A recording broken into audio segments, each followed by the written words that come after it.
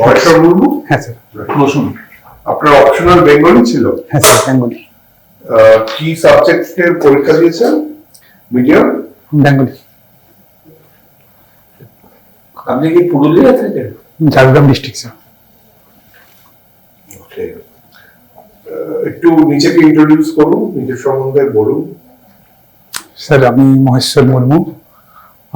আমার বাড়ি নাগরাম ব্লক, যেটা ঝাড়গ্রাম ডিস্ট্রিক্টে। আর আমি বাংলা সাহিত্যে নেতাজি সুভাষ ওপেন ইউনিভার্সিটি থেকে 2018 সালে গ্রাজুয়েশন করেছি। আর নেতাজি সুভাষ ওপেন ইউনিভার্সিটি থেকে।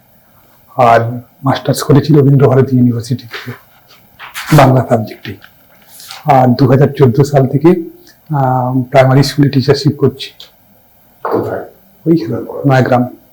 ওকে, আচ্ছা একটা জিনিস বলুন তো, আপনি স্কুলে তো পড়াচ্ছেন, এফএলএন বলে কিছু জিনিস শুনেছেন? FLN, fundamental literacy and numeracy, এরকম কিছু শুনেছেন? আচ্ছা, স্কুলে এখন নতুন কিছু জিনিস হচ্ছে পড়াশোনার ক্ষেত্রে, এরকম দু একটা জিনিস বলতে পারবেন? নতুন হচ্ছে আমাদের হলিস্টিক রিপোর্ট কার্ডের মাধ্যমে ইভালুয়েশন হচ্ছে এখন। আচ্ছা, আনন্দ পরিসর টরিসর? হ্যাঁ, আনন্দ পরিসর হয়। আর কি প্রত্যেক শনিবারে। আর কি হয়? ওই আনন্দ পরিষদের সাথেই আরো 3-4টি জিনিস নতুন ইন্ট্রোডিউস হয়েছিল। মনে করছেন?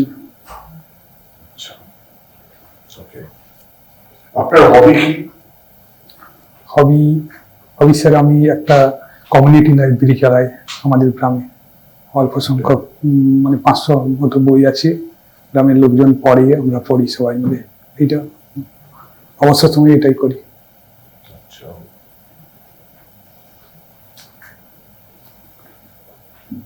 আচ্ছা, আপনি মিস্টার মুর্মু, আপনি তো ঝাড়গ্রামে থাকেন। ঝাড়গ্রাম কবে ডিস্ট্রিক্ট হলো? স্যার 4 এপ্রিল 2017 সালে। 2017 সালে। তা কটা ব্লক আছে ঝাড়গ্রামে? ঝাড়গ্রামে 8টা ব্লক স্যার। আর কতগুলো সাব ডিভিশন আছে? সাব ডিভিশন একটাই, ঝাড়গ্রাম সাব ডিভিশন।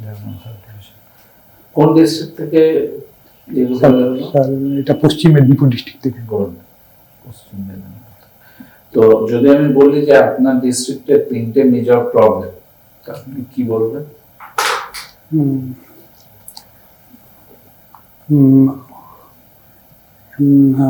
লো লিটারেসি আর কি, লো লিটারেসি রেট। আর হচ্ছে ইনফ্রাস্ট্রাকচারের সব প্রবলেম আছে, অনেক জায়গায় রাস্তাঘাট ভালো নেই। আর স্বাস্থ্য পরিষেবারও অনেক জায়গায় খামতি আছে। আর যদি 3টে ভালো জিনিসের কথা বলতে হয় আপনার জেলার সম্বন্ধে? ঝাড়গ্রাম জেলার উৎকৃষ্ট এবং খুব অভিনব লোক সংস্কৃতি আছে, হ্যান্ডিক্রাফট আছে, ওগুলোর জন্য বিখ্যাত। ঝাড়গ্রাম জেলায় আমাদের ওয়েস্ট বেঙ্গল গভর্নমেন্টের একটা স্পোর্টস একাডেমি আছে। কি স্পোর্টস? আর্চারি একাডেমি আছে স্যার। সেখানকার কেউ একজন কি এর মধ্যে রিসেন্টলি কোনো ইন্টারন্যাশনাল টুর্নামেন্টে ভালো ফল করেছে? রিসেন্টলি মনে পড়ছে না স্যার। আপনার জেলার তীরন্দাজ খেয়াল হচ্ছে না। আপনি এখন কি প্রাইমারি স্কুলে পড়ান? হ্যাঁ স্যার। একটা প্রাইমারি স্কুলে একটা ক্লাসে টিচার স্টুডেন্ট রেশিও কেমন হওয়া উচিত? 30 জন ছাত্রের পিছু একজন টিচার হওয়া উচিত। সেটা কি আছে? আমাদের স্কুলে আছে। আচ্ছা, হ্যাঁ, আমাদের স্কুলে আছে। আপনাদের স্কুলে এখন ড্রপ আউট রেশিও কেমন প্রাইমারি স্কুলে? আমাদের স্কুলে খুবই কম, মানে ড্রপ আউট নেই বললেই চলে।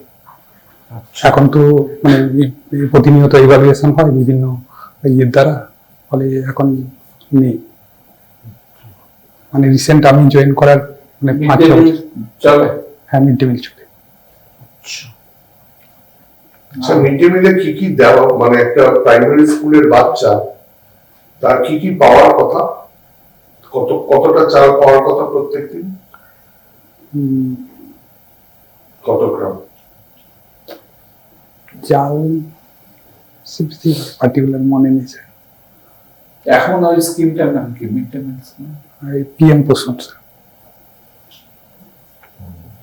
আচ্ছা, আমাদের ওয়েস্ট বেঙ্গলের মাননীয় মুখ্যমন্ত্রী আমাদের একটা ওই প্রজেক্ট চালু করেছে যে বিভিন্ন রাস্তাঘাট আছে সেগুলোর রি-ইনফ্রাস্ট্রাকচারের জন্য, পুনর্গঠনের জন্য। সেই প্রজেক্টের নাম কি? সম্ভবত পথশ্রী স্যার, কত সালে চালু করলেন উনি? ঠিক মনে নেই। আপাস কি জানেন? আপাস প্রজেক্ট। আচ্ছা, ওয়েস্ট বেঙ্গল গভর্নমেন্টের কোন একটা স্কিম আছে যেটা ইউনাইটেড নেশনস এর স্বীকৃতি পেয়েছে? কিছুদিন আগে কন্যাশ্রী প্রকল্প। একটু প্রকল্প সম্বন্ধে বলুন তো। এই কন্যাশ্রী প্রকল্পটা মানে মেয়েদের স্কুলমুখী করার একটা উদ্যোগ। আর কন্যাশ্রী প্রকল্পের মাধ্যমে একটা একটা ফাইন্যান্সিয়াল সাপোর্ট দেওয়া হয়। কত সেটা? আর কাদের দেওয়া হয়? সমস্ত গার্ল চাইল্ডদের দেওয়া হয়, কিন্তু কত সবাইকে?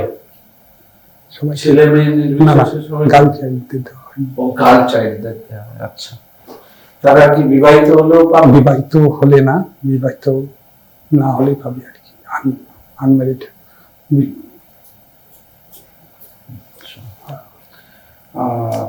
আমাদের এই এখন ক্রিকেটে বিশ্বকাপ চলছে, কি বিশ্বকাপটার নাম কি?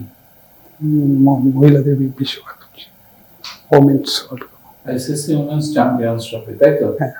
কোন দেশ করছে? আয়োজক দেশ কি?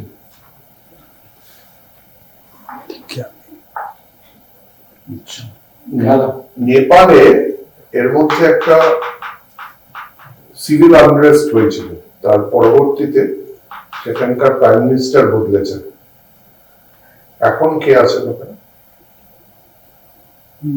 সুশীলা কাকি, সুশীলা কাকি। উনি কোথায় লেখাপড়া করেছেন জানেন? আর হোয়াট ইজ নিউ অ্যাবাউট আর, মানে বিশেষত্ব কি ওনার এই প্রধানমন্ত্রী হওয়ার বিষয়ে? এর আগে কি নেপালে কোনোদিন কোনো মহিলা ওই পদে ছিলেন? না, তাহলে তিনি প্রথম মহিলা। Okay. দেখো ফিটনেস দল। আপনাকে যেটা করতে হবে, আপনার ওই হাতের মুভমেন্ট হচ্ছে, এটাকে বন্ধ করতে হবে, একটু জোরে বলতে হবে, কনফিডেন্টলি বলতে হবে। আপনার অনেক কথা কিন্তু আমরা পরিষ্কারভাবে এত কাছাকাছি বসেও শুনতে পাচ্ছি না। ইন্টারভিউ বোর্ডে কিন্তু ওইদিকে চেয়ারম্যান সাহেব থাকবেন, এখানে আপনি থাকবেন। সুতরাং এই ভয়েসে করলে কিন্তু বারবার উনি বলবেন যে জোরে বলুন, জোরে বলুন। এক। আর দুই, যেটা বলবেন খুব কনফিডেন্টলি বলবেন। হ্যাঁ, আর আমরা আপনাকে শুরু থেকে বাংলাতেই কথা বললাম, ওখানে কিন্তু ইংলিশে কথা বলতেই পারে। এবং সেক্ষেত্রে কিন্তু গত দু একটা ইন্টারভিউ এক্সপিরিয়েন্স যা, ওনারা কিন্তু কেউ কেউ ইংরাজি বলতে পারবে না, পারমিশন নিয়েছে, কিন্তু ওনাদেরকে ইংরাজিতেই বলতে বাধ্য করিয়েছে। তাহলে you may be compelled to speak in to converse the entire conversation in English only. তো সেইটাকে আপনি কিন্তু মাথায় রাখবেন, কারণ আপনার কমিউনিকেশন স্কিল কিন্তু অন্য ল্যাঙ্গুয়েজে গেলে, বাংলাতেই আপনি একটু ফল্টার করছেন, এবার অন্য ল্যাঙ্গুয়েজে গেলে কেমন হবে সেইটাকে আপনাকে কিন্তু প্র্যাকটিসে এই সেটটা দিতে পারে। ঠিক আছে? বাকি জায়গা ঠিক আছে, আপনি একটু ওয়েস্ট বেঙ্গলের আর জিকে কারেন্ট অ্যাফেয়ার্স নিয়ে একটু করুন, নিজে কোন আয়োজক দিয়ে সবে আইসিসি সেটাই আপনি বলতে পারছেন না, এটা খুব ভালো না। মানে ভালো না ইন দ্যাট সেন্স যে আপনাকে এই জিনিসগুলো, আপনার তো নলেজ টেস্ট হয়ে গেছে, এটা না পারলেও এমন কিছু ব্যাপার না, কিন্তু যখন কোনো স্বাভাবিক সোজা প্রশ্ন আপনি বলতে পারছেন না, তার মানে কি আপনি সিস্টেমটার মধ্যে নেই। রেগুলার পেপার পড়লেই কদিন হয়ে যাবে, ইউ আর গুড ক্যান্ডিডেট। একটু জোরে বলুন। ঠিক আছে, ঠিক আছে, থ্যাংক ইউ। কারেন্ট অ্যাফেয়ার্স গুলো ভালো করে দেখতে হবে, আর স্কুল রিলেটেড বিষয়গুলো একটু দেখতে হবে। আর যেই জবে আছেন এখন স্কুল সংক্রান্ত, সেটাও একটু দেখবেন। বাংলা শিক্ষা পোর্টালটা একটু নেড়ে চেড়ে দেখবেন, ওখানে অনেক ডেটা পেয়ে যাবেন। ঠিক আছে। ঠিক আছে।